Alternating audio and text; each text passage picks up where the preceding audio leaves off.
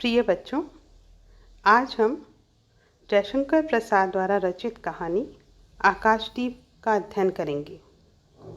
आकाशदीप कहानी हमारी पाठ्यपुस्तक कथा भारती में संकलित है।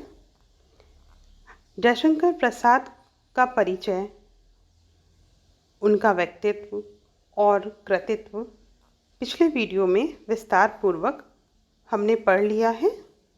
आज हम आकाशदीप कहानी का सारांश और उसकी मूल संवेदना पर बात करेंगे।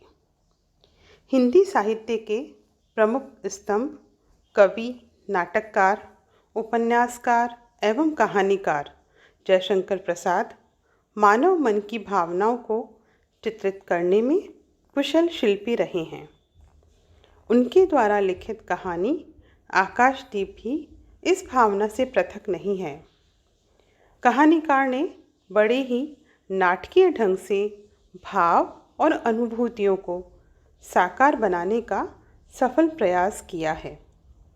बुद्धगुप्त को जलदस्यु और चंपा को बंदिनी कहकर प्रसाद जी ने पाठक को उस मूल संवेदना के साथ जोड़ा है, जिससे पता चलता है कि मानव के आचरण और व्यवहार को प्रेम तथा त्याग के रास्ते पर चलाकर काफ़ी बदला जा सकता है।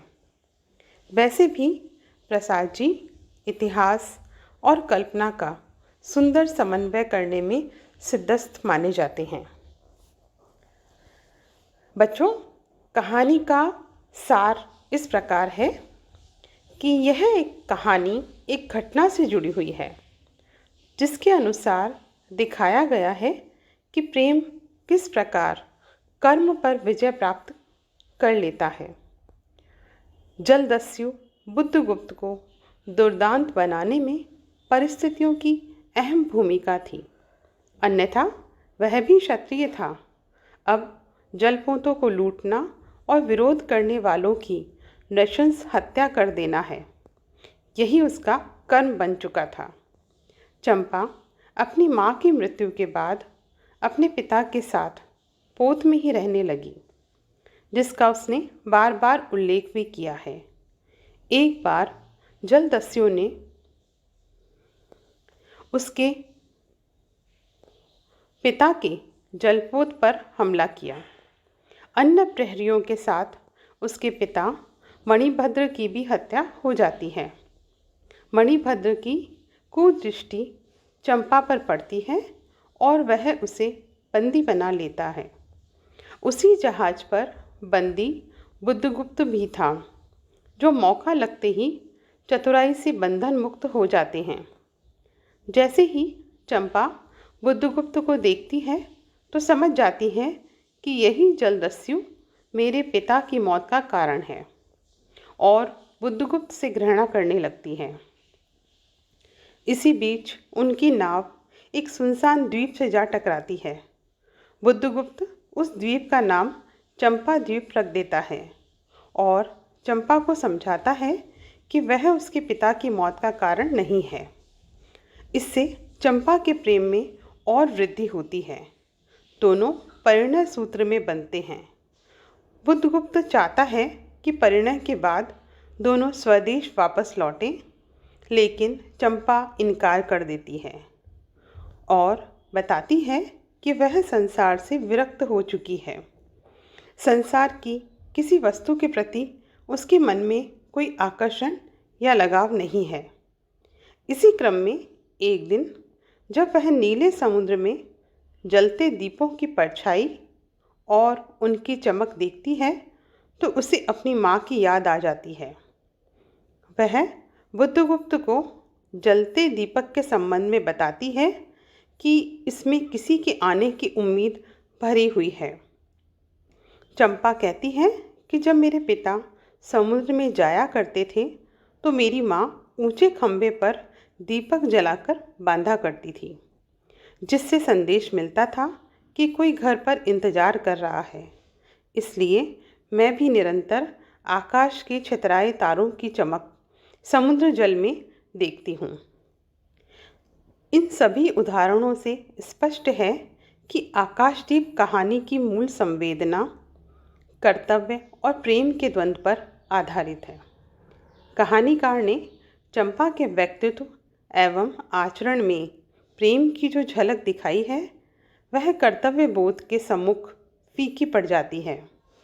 वह बुद्धगुप्त का प्यार छोड़ने के लिए तैयार हो जाती है, लेकिन द्वीप के लोगों का विकास करने के लिए अपनी कर्तव्य भावना पर अडिग रहती है।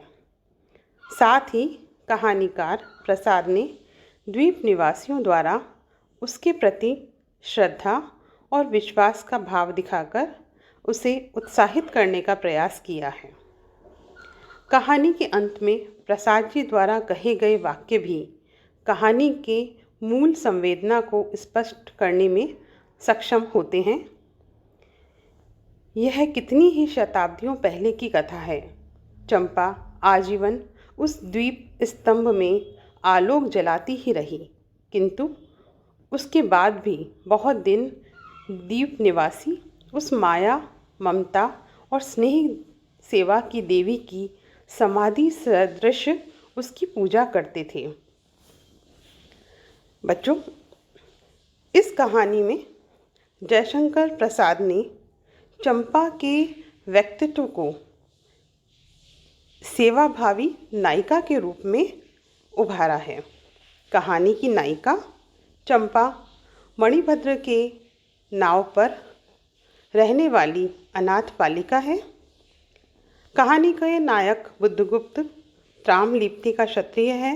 दुर्भाग्य से जलदस्यु बनकर जीवन बिताता है। कहानी के आरंभ में ही उसकी वीरता, साहस और प्रभावशाली व्यक्तित्व का परिचय मिलता है।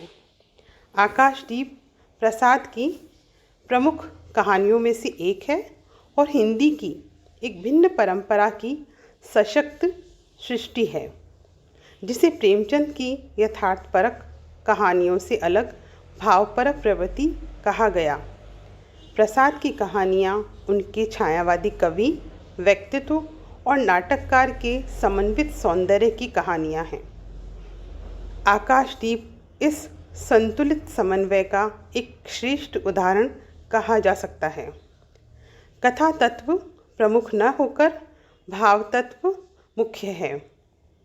किसी एक भावभूमि पर टिकी हुई उनकी कहानी मनुष्य के अंतर्गत उसकी चित्तवृत्ति और सूक्ष्मतम मनोदशाओं से हमारा साक्षात्कार कराती है। आकाशदीप बहिर्लोक की ही नहीं, हमारे भावलोक की उदात्त कल्पना है। प्रसार की इस भावभूमि की कहानियों का मूल केंद्र है प्रेम। सौंदर्य और प्रेम उनकी प्रेरक शक्ति है। आकाशदीप में प्रेम वर्तमान की अतृप्ति बनकर सूक्ष्म धरातल पर प्रस्तुत हुआ है।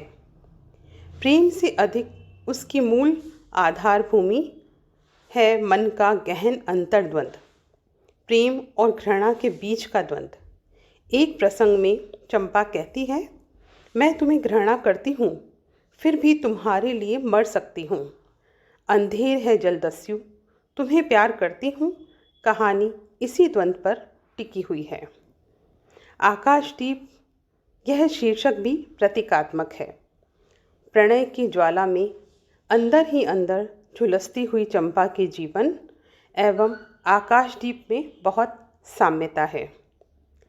प्रस्तुत कहानी में चंपा के चरित्र के माध्यम से प्रेम और घृणा का, स्वीकार और अस्वीकार का इतना तीव्र द्वंद्व अभिव्यक्त किया गया है कि जो अन्यत्र नारी पात्र में शायद ही देखा जा सकता है। चंपा ने बुद्धगुप्त को ठुकराकर पितृ प्रेम को महत्व दिया है। इस कहानी में प्रसाद ने जहाँ द्वंद्व की आंतरिक रेखाओं को कुशलता से उभारा है, वहीं प्रेम का उदात्तीकरण भी कर दिया है। जयशंकर प्रसाद की भाव प्रधान ऐतिहासिक पृष्ठभूमि पर काल्पनिक पात्रों को लेकर लिखी गई आकाशदीप कहानी का शीर्षक भी बहुत ही संक्षिप्त, आकर्षक और कौतूहल उत्पन्न करने वाला है। दो विरोधी भावों से उत्पन्न अंतर्द्वंद की इस कहानी का प्राण है।